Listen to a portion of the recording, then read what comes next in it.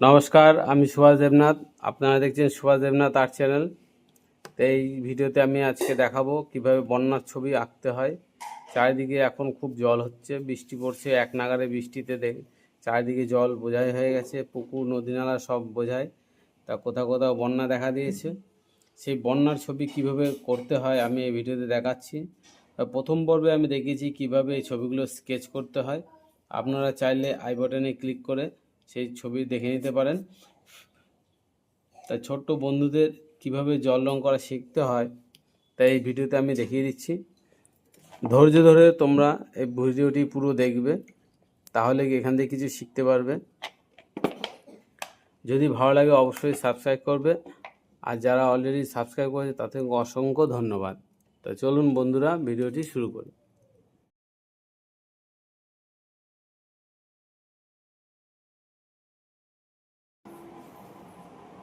তো বন্ধুরা দেখতেই পাচ্ছেন, আকাশে রংটা করার আগে প্রথমে একটু জল দিয়ে ভিজিয়ে নিতে হবে, তাহলে আকাশের রংটা সুন্দর হবে, রংটা চারিদিকে ছড়িয়ে পড়বে।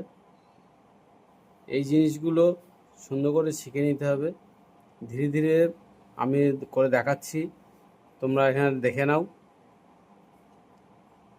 দেখতেই পাচ্ছ জল দিয়ে ভেজানো হয়ে গেল। এবার কি করব, একটু পরে এবার জলটা একটু বসবে এখানে। তারপরে এই যে আকাশি রংটা দেখতে পাচ্ছ আমার কাছে আগের থেকেই নেওয়া আছে, এই আকাশি রংটা এর সঙ্গে একটু কালো মিশিয়ে দেবো, কারণ মেঘলা আকাশ করতে গিয়ে একটু কালো দিয়ে দিলেই হয়ে যাবে। এই যে জল একটুখানি জলের মধ্যে ভেজানো আছে বলে একটু রং দিয়ে দিলেই চারিদিকে ছড়িয়ে যাবে। দেখতে পাচ্ছ সুন্দর লাগছে। এইভাবে তোমরা আকাশের রংটা করবে, বাড়িতেও নিজেরা প্র্যাকটিস করবে, দেখবে সুন্দর হবে।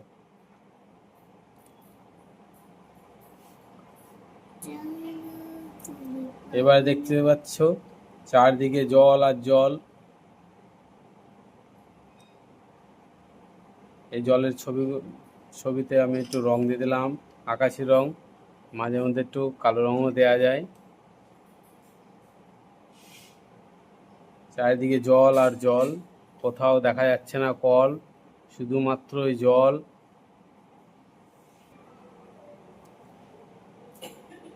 এই যে দূরের গাছপালাগুলো করার সময় একটু ডিপ নীল যে রংটা আছে তার সাথে একটুখানি কালো দিয়ে দিলাম, দিয়ে এইভাবে দূরের গাছগুলো করে দেবো।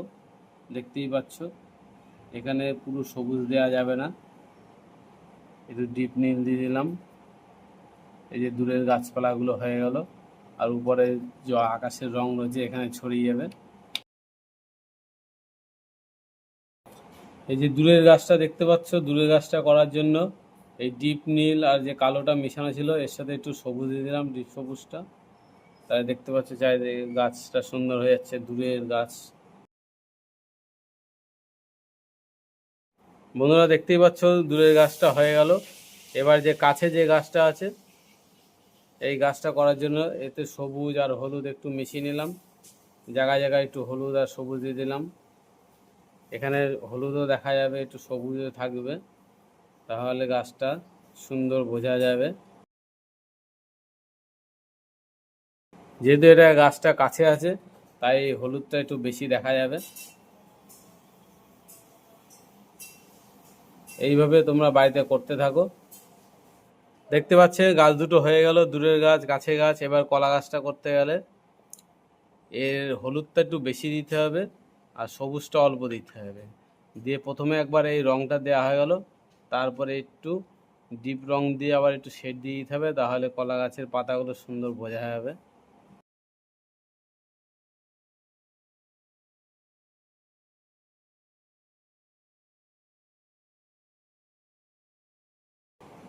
তারপরে কলা গাছটা হয়ে গেল।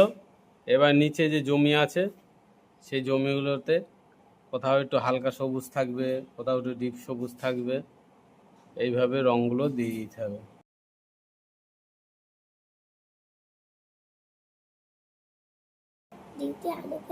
এখানে এখানে জিনিসপত্রগুলো আছে তাই এখানে একটু ডিপ রং হবে। বন্যায় খুবই অসুবিধা। দেখতে পাচ্ছে কুকুরও এখানটায় দাঁড়িয়ে আছে, কি করবে বুঝে পাচ্ছে না।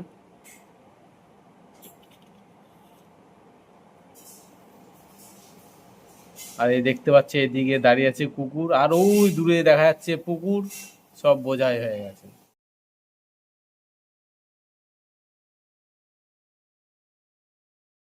গাছের গুঁড়িটা রং করতে গেলে খয়েরি আর সবুজ, খয়েরি আর হলুদ রং, যেটা দেখবেন রঙের গায়ে লেখা আছে ইয়েলো আকার, সেই দুটো আগে মিশাতে হবে। মিশিয়ে নিয়ে এই গাছে দিয়ে দিতে হবে। যেহেতু এটা খুব কাছে দেখা যাচ্ছে, তাই একটু পরিষ্কার পরিষ্কার উজ্জ্বল থাকবে। প্রথমে রংটা দিয়ে দিলাম, এবারে একটু শেড দিয়ে দেবো চারিদিক, এপাশ দিয়ে এপাশ দিয়ে। তার জন্যে এই যে খয়েরির সাথে একটু কালো মিশাবো, মিশিয়ে দেখতেই পাচ্ছ বন্ধুরা, ছোট্ট বন্ধুরা, এই যে রঙগুলো দিয়ে দিলাম। যেহেতু এই গাছটা সূর্যের পেছনের দিকে আছে, তাই একটু কালো কালো দেখা যাবে। আবার গাছের কোথাও একটু ফোকর থাকে, পাখি হয়ে থাকে।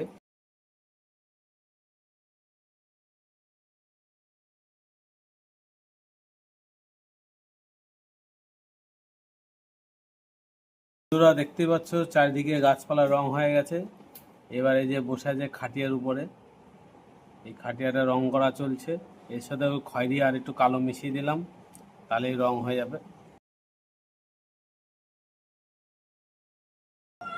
দেখতেই পাচ্ছ এই দূরের ঘরটা রং করছি লাল রং দিয়ে, যেহেতু এটি টালির রঙগুলো একটু লাল লাল, তা আমি একটু এখানে লাল লাল দিয়ে দিলাম। এই জিনিসগুলো মাথায় রেখে সুন্দর করে রং করবে, তোমরাও পারবে বাড়িতে। এই যে লাল লাল দিয়ে দিলাম। এবারে দেখতে পাচ্ছ এখানে একটা তাঁবু খাটিয়েছে, এই তাঁবুটাকে আমি নীল কালার দিয়ে দিলাম। দুটো নীল মিশালাম, মিশিয়ে যে রংটা প্রথমে একবার দিয়ে দেবো, তারপরে একটু শেড দিয়ে দেবো, তাহলে বোঝা যাবে।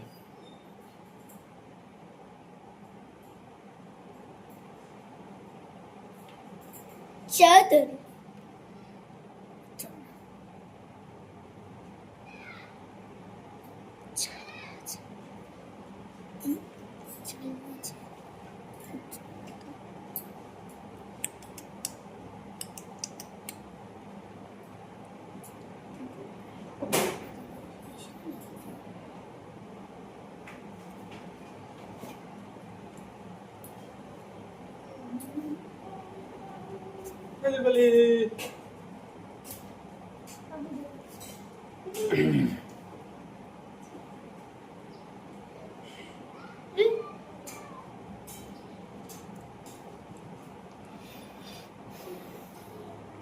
ভাত খেতে খেতে দেখবি, ঠিক আছে?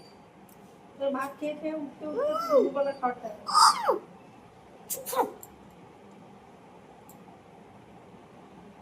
এই যে দূরের তাল গাছগুলো দেখতে পাচ্ছ বন্ধুরা, আমি রং করছি কি দিয়ে, শুধুমাত্র নীল আর একটু কালো মিশিয়ে। কারণ কি দূরে গাছগুলো কোনো রঙে বোঝা যায় না, তার জন্যে আমি এই গাছগুলো একটু নীল নিয়েছি আর নীলের সাথে একটু কালো মিশিয়েছি, সামান্য মিশিয়ে এই রঙগুলো করে দিলাম।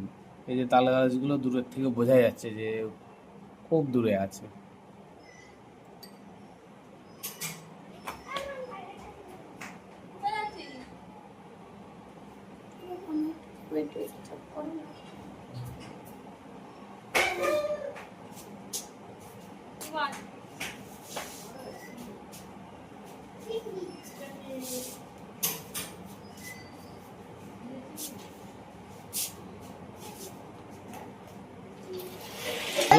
ভালো লাগবে, মানে খাচ্ছিস আর খাচ্ছিস, খাচ্ছিস আর খাচ্ছিস, টিভি দেখছিস আর দেখছিস, কি দেখছিস কি খাচ্ছিস কিছুই জানিস না। ওই নাকি খেয়ে নে, মস্তি করে খেয়ে নে। খাওয়াটা মস্তি করে, চিকেন ভাতটা মস্তি করে খেয়ে নে। খাওয়াটা মস্তি। চিকেন দিয়ে, ওই দেখ। মাংস খাওয়ার বেলায় ভালো পারি, হ্যাঁ, নিরামিষ খাওয়ার বেলায় না না ফলগুলো খাবে না, না না নিরামিষও খায়, কিন্তু কিন্তু ফলগুলো খিচুড়িটা খাই। যে ভালো লাগে না, কি করা যাবে, কিন্তু ফলগুলো তো খেতে হবে। ফলই হলো আসল।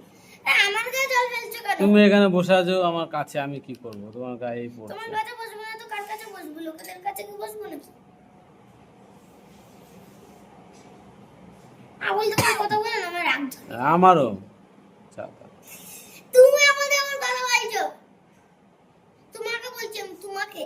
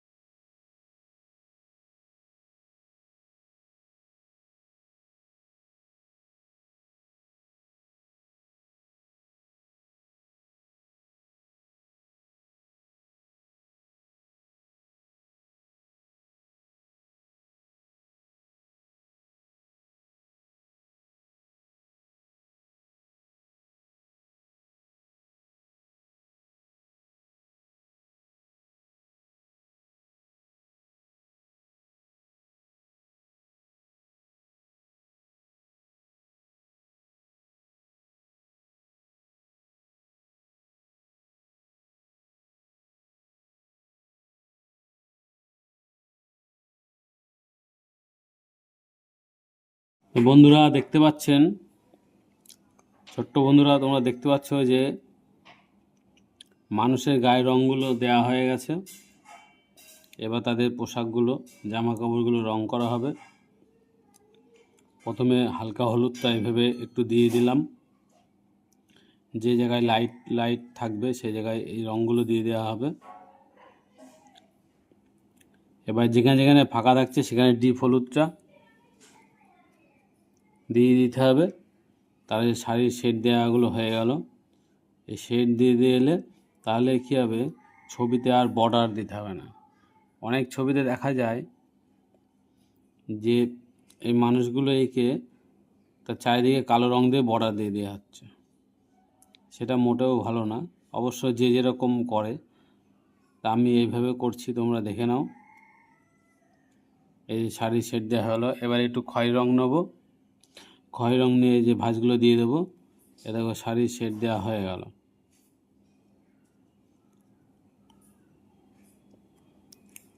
শাড়িটা হয়ে গেল, দিচ্ছি।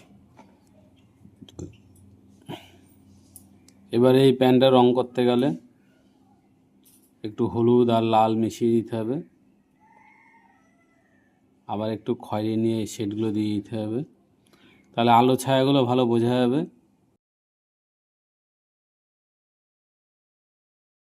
প্যান্টের রংটা হয়ে গেলো। এবার এই ধুতিটা রং করতে গেলে একটু আকাশি রং আর একটু ফাঁকা দিয়ে রাখলাম, মাঝে মাঝে ওখানে একটু সাদা দিতে হবে। এই যে সাদা রং দিয়ে দিলাম, তাহলে এদিকে আলো ছায়াটা ভালো বোঝা যাচ্ছে।